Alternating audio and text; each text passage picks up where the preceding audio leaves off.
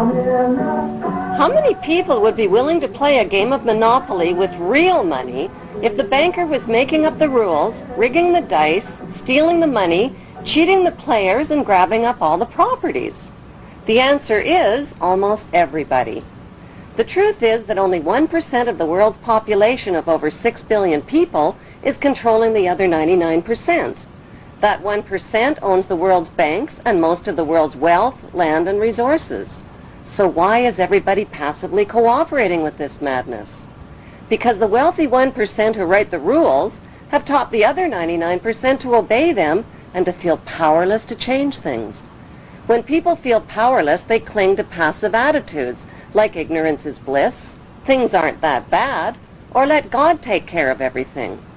Before choosing a passive attitude, remember that the only thing necessary for the triumph of evil is for good people to do nothing. Despite all the red flags, many people deny that a problem even exists. It does exist, and the good news is there are solutions. The solutions lie in knowing what the three biggest fears of the world's ruling families are. The first biggest fear is exposure. They have gone to great lengths to cover up their trail of crimes and to win the public's trust through their media monopolies. Without public trust, their ancestral plan for global control is doomed. Their second biggest fear is losing public support. If the public stops cooperating, their plan is guaranteed to fail. Their third biggest nightmare is organized resistance by an informed and fearless public. The ruling families know from past experience that the will of the people can defeat all their military and monetary might.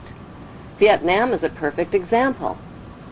There is no doubt whatsoever that these ruling families can be totally defeated by turning their three worst fears into a reality, and will have no means to protest, fight, resist, or challenge this one world authority who will control them spiritually, economically, and militarily.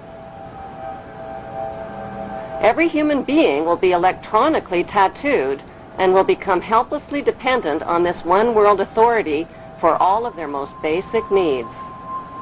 The masses will eventually be taught to bow down and worship this one world dictator who will rule the entire world from his eternal throne in Israel. The big question is, who is this charismatic leader that the entire world would be willing to accept as their ruler?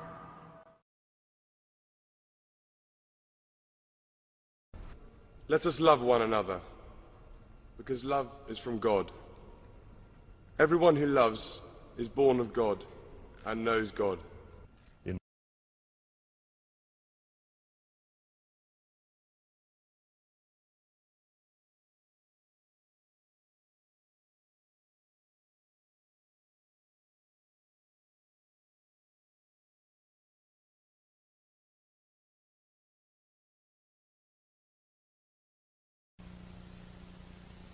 He will also be accepted by worldwide Freemasonry and secret societies, which he is a member of. As the son of Princess Diana, he is already loved and worshipped. When his mother died in the arms of a Muslim man in a Paris car crash, the world embraced him.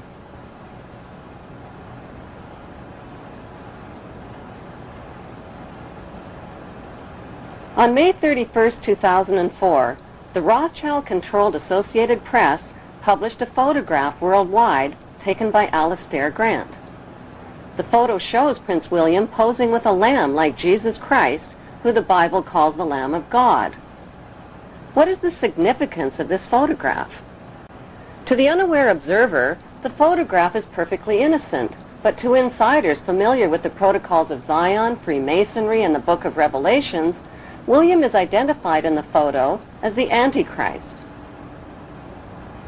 The Antichrist has been described in art and literature as handsome and charming and a master of lies and deception. Freemasons call him the Baphomet, or Goat of Mendes.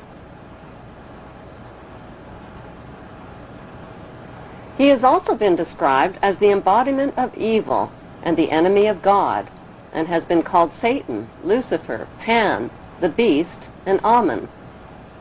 He is commonly illustrated with cloven hind hooves. Why is Prince William holding up a cloven hind hoof in the photograph?